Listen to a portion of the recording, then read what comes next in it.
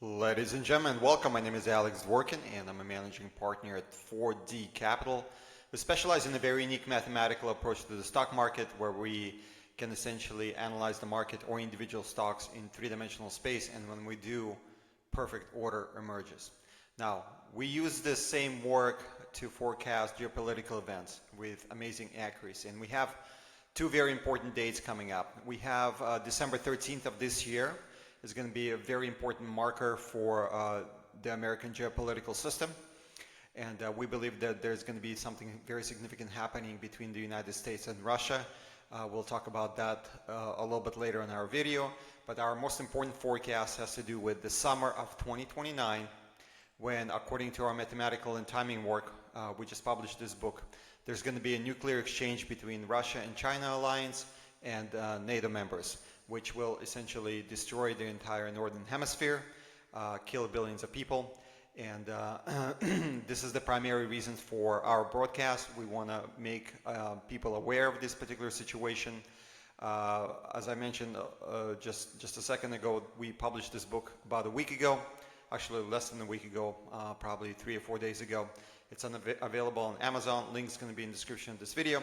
Not only does this book describe and update our book from 2014, which I consider to be prophetic because it covered everything, even back then, because of our 84-year cycle, war cycle, and our stock market cycles. We predicted that this particular war and the nuclear exchange in particular will happen in summer of 2029.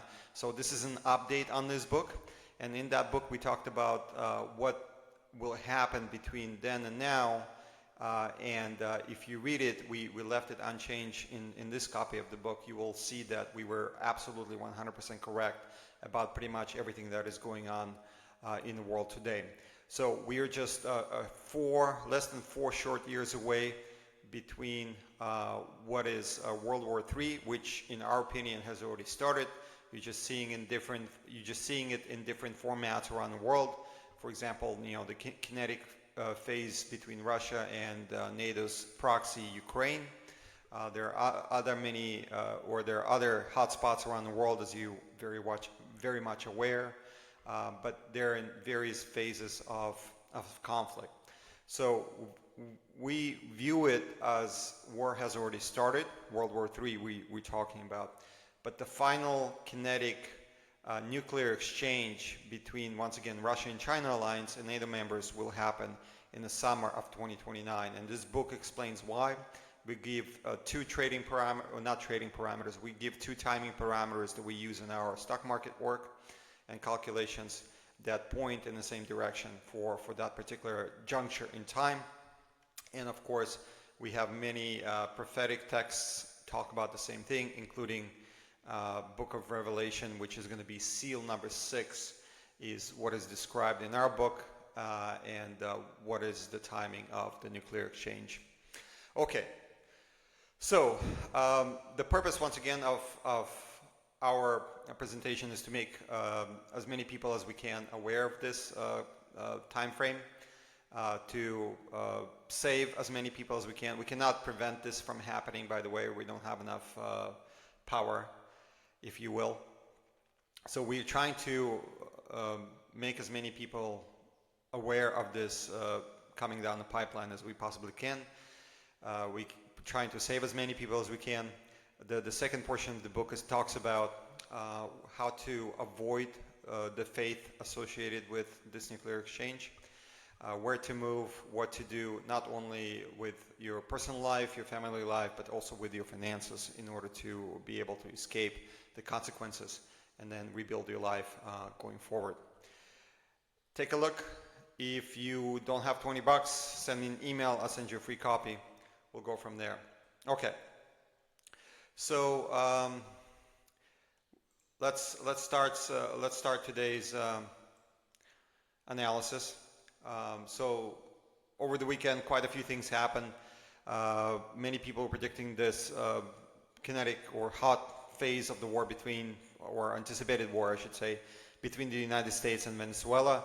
Nothing happened, thank God, but it appears that the situation continues to get worse, and we can anticipate something happening over the next couple of days, couple of weeks, with certainty. Hopefully, Trump, in his wisdom, will get cold feet once again and pull out from this particular conflict that they're trying to start.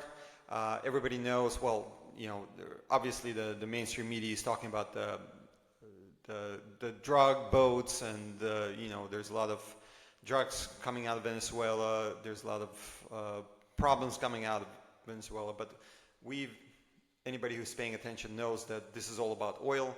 Trump talked about this a long time ago, that how he wants to overthrow the regime in Venezuela, and basically take over the oil, get the American companies back in there, and have access to that market. So this is what it's all about. It's not about freedom. It's not about drugs. It's about oil and money. That's simple as that. Okay. But the biggest strategic mistake here is that I think Trump is wanting a very quick and easy victory with Venezuela, but as I talked about last week, I think that's a big misunderstanding, not misunderstanding, a big mistake from the Trump administration, that this is going to be an easy war where they, fly bombers, fly jets, bomb a couple places, and the Maduro regime will fold, and there's going to be a regime change in Venezuela. I think that's going to be a major miscalculation on part of the United States, on part of Trump administration, on part of Pentagon. I'm actually not sure what they're thinking. We talked about Russian missiles being inside Venezuela, air defense missiles being inside Venezuela. So this could turn into a massive problem, very ugly outcome for the United States. Okay, not something we can afford at this point in time, but nevertheless, that's most likely what it's going to be. So here's Trump talking about or admitting that he wants Venezuela to collapse so they can basically take over the oil. Everybody who has two brain cells to rub together can very well understand that's the situation. That's exactly what they want out of Venezuela. So hopefully, by God's grace, this is not going to happen. The cooler heads will prevail. Somebody needs to sit down with President Trump and explain to him that this can turn into a very ugly situation for the United States, and nobody wants us. Okay, so so this is just a continuation on that. Lindsey Graham. Time for Maduro to go. That sounds a lot like regime change. Are you talking about troops on the ground? Well, I'm trying not to curse here, but the warmongering senator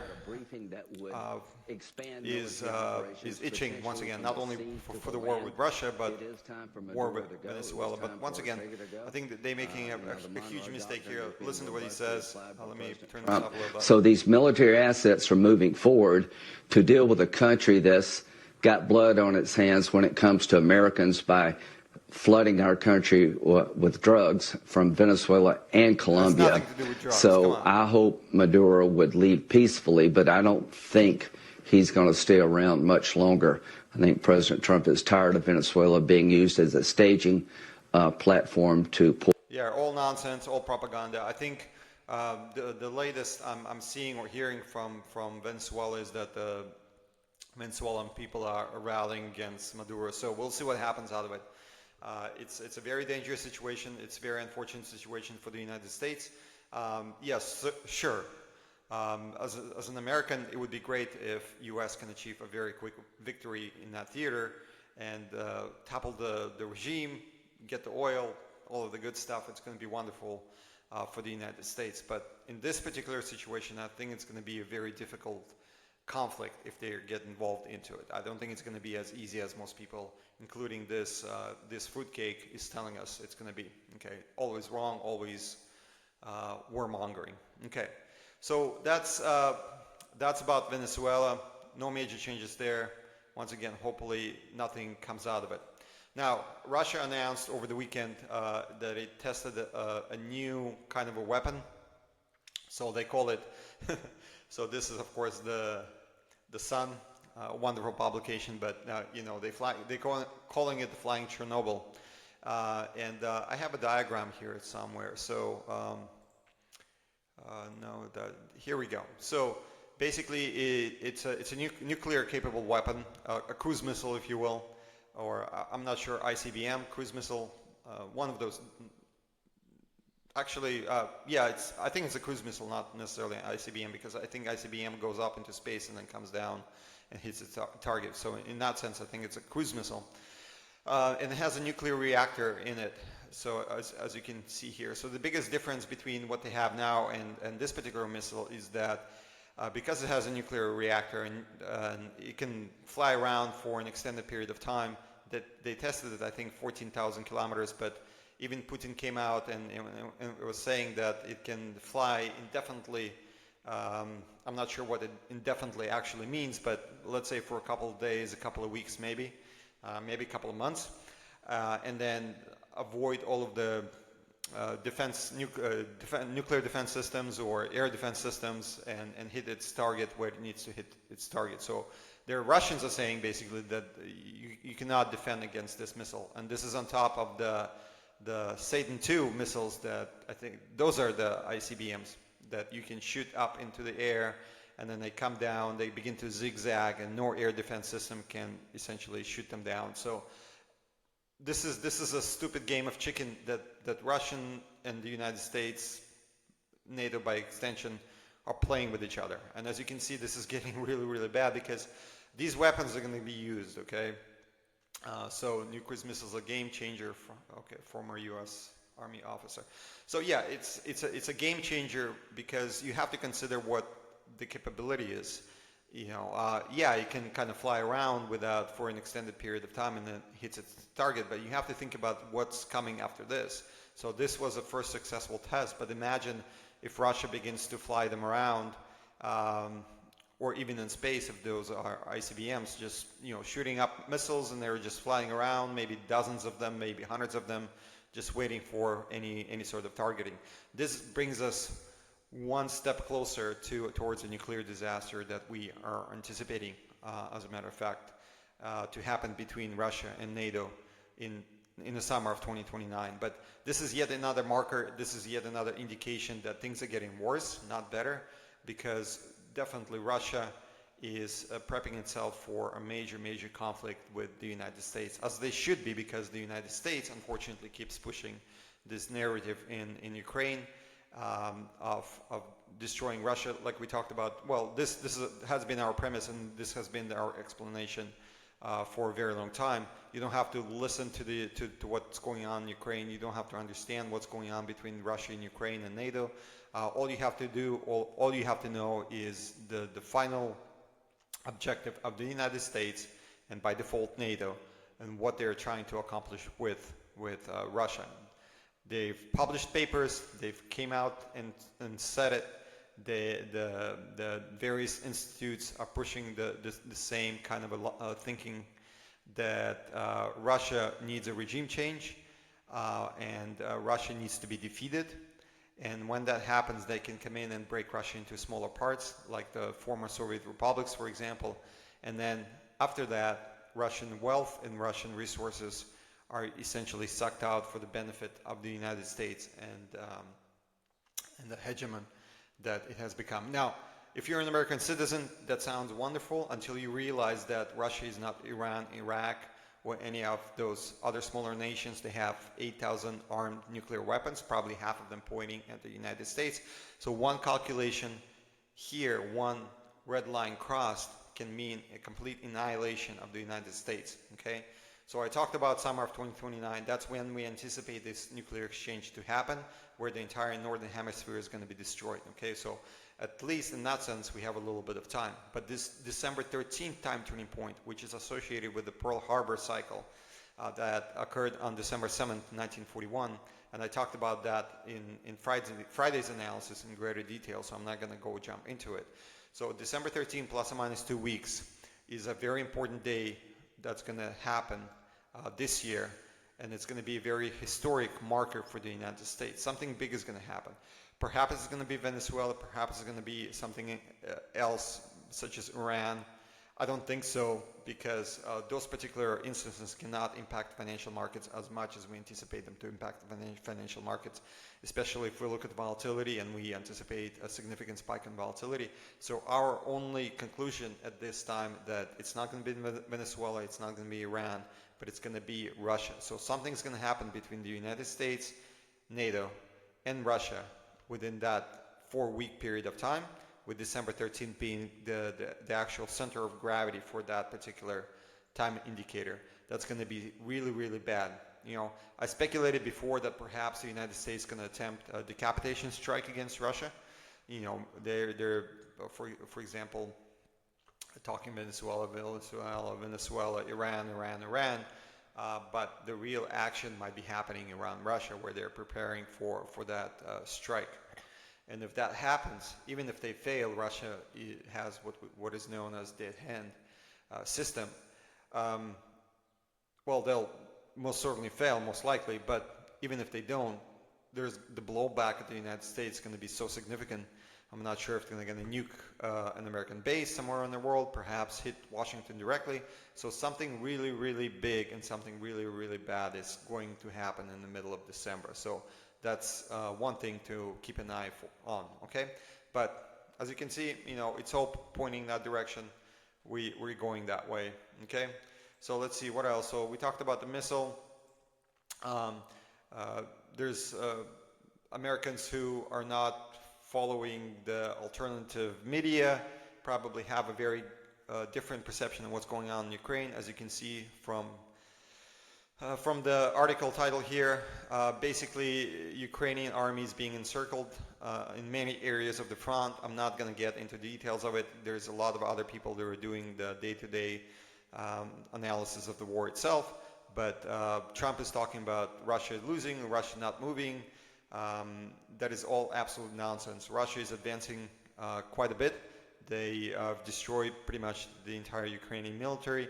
That's why they want to freeze, and that's why their American government has canceled the planned meeting between Trump and Putin, is because they're not getting that freeze, and we'll talk about that in a second here. But as you can see, Ukrainians are being destroyed, unfortunately, because there's really no difference between the Ukrainian and the Russian. They all speak Russian in Ukraine, if you would believe me, and it's Slavs killing Slavs for the benefit of the American deep state, which doesn't care for anything other than power and money, unfortunately.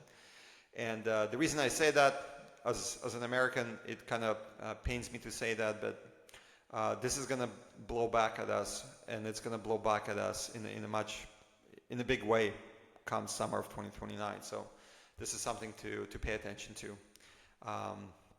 And of course, Trump is not talking about this. He's talking about that Russia is losing, cannot gain ground. Well, actually, he flip-flops. He talks about this point once in a while, and then he goes back that Ukraine is winning, and all of the rest of that nonsense. So you cannot really kind of gather an entire picture of what Trump is actually thinking. No surprise there. So let's see what else. Lavrov blasts ceasefire calls in Ukraine as a ploy to buy Zelensky time. Yeah, this is what we talked about, or we've been talking about it. It's very easy to understand. Russians know this know this by this point in time. They were fooled once, they're not going to be fooled again. But the ceasefire is basically so the Ukraine can be regrouped, rearmed, and then the conflict will continue. And Russia is not playing this game. That's the reason the meeting between Trump and Putin were canceled, because there's going to be no progress made in this. So the Russians are not playing this game, and that's why you will see an escalation of this particular situation over the next couple of weeks from the Trump administration, as they try to strong-arm Russia into some sort of a ceasefire without understanding what they're dealing with or who they're dealing with, okay?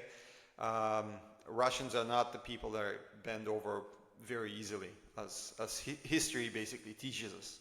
So, yeah, and that brings us into that December 13th, 15th, plus or minus 2 weeks time window. So something's coming down, and Trump is going to pay dearly for what he's about to do, unfortunately. So let's see what else. And so President Trump needs to turn attention to our problems. Exactly. I mean, we have so many problems here within the United States. He's not really fixing anything. I'll give him props for the immigration issue and closing the border and trying to deport a lot of people. Wonderful, great. I agree with him on that. But everything else, tariffs, economy, terrible. playing on just trying to start wars with Venezuela, Russia, Iran, supporting Israel. All of that is a major negative for the president. And most Americans have been once again baited and switched, as they say. So that's it for today. Thank you very much for your time. We have a couple of things. We have a webinar coming up this Friday at I believe 12 p.m. Eastern Time, where we talk about the overall composition of the stock market. We show you how our software works. We're talking about our financial products, and we show you how we calculate the market in three-dimensional space. Also, at the bottom of the description of this video, we have a link to a 30-day free trial for our services. It's quite expensive, but all you have to do is request. There's no strings attached, no credit cards, none of that stuff. We'll set you up. You're going to gain access to the wealth of information that we have, including the overall composition of the stock market, including our mega cap stocks, including our fast movers or equities, as well as trading parameters that we set for each of them. So just a wealth of information, and you can benefit from that, not only financially, but by gaining access to all of that information. Let's see what else, and I think that's pretty much it. So we'll be back with another financial update and another geopolitical update tomorrow. Have a wonderful day ahead. Bye-bye.